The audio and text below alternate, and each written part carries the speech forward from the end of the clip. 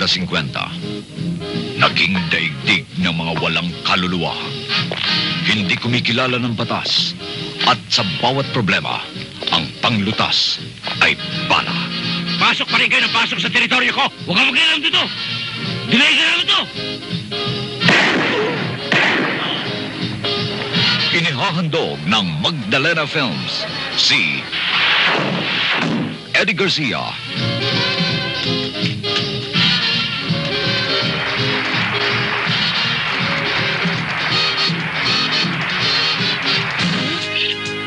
sa papel na Enteng Manok, Tari ng Quiapo, batay sa tunay na kasaysayan ng makulay na buhay ni Vicente Sangel ng Elizondo, Quiapo.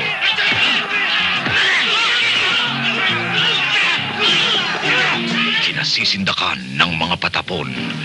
Hindi ba itong bag na ninakaw mo sa bahay? Oo! Hindi! Enteng, binabara mo yata kami. Ha? Sige! Enteng, wag!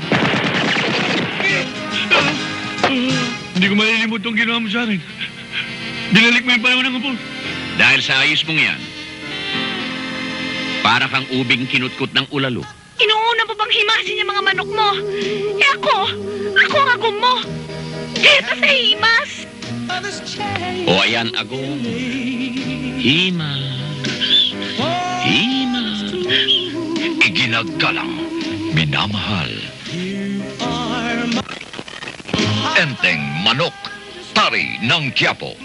Kasama rin sina Bob Soler, Paquito Diaz, Rez Cortez, Dick Israel, Patrick De La Rosa, Berting Labra, Rio Diaz, at Techi Agbayani. Kung tayong dalawang magsasama, tayong dalawang maghahari. Isa lang ang dapat maghari. At siya yung poong Nazaret. Enteng Manok, Tari ng Quiapo. Isang taong walang kinatatakutan kahit kamatayan. Kapag katwiran ang ipinaglalaban.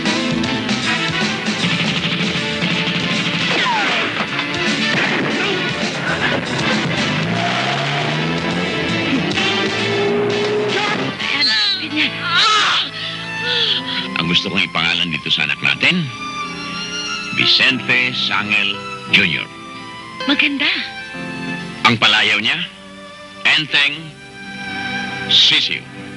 Enteng Manok, Tari ng Quiapo. Ako bang hinahanap niyo? Ikaw na ang susunod. Ikaw. Wala ako ika!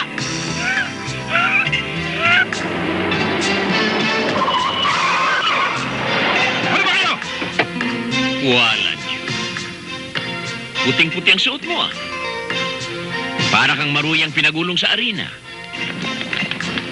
Trinidor mo na ako. Winasak mo pa ang pangalan ko.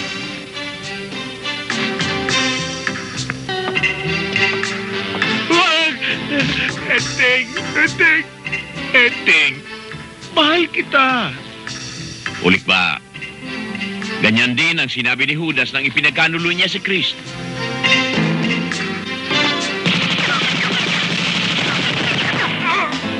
Enteng Manok, Tari ng Quiapo.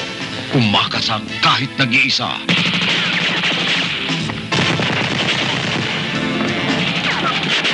Matagal ko ng pangarap maging hari ng Quiapo! Ikaw lang ang hadlang sa akin! Maring mapatay ninyo ako. Pero tinidya ko sa inyo, hindi sasayad ang aking tupa sa lupa.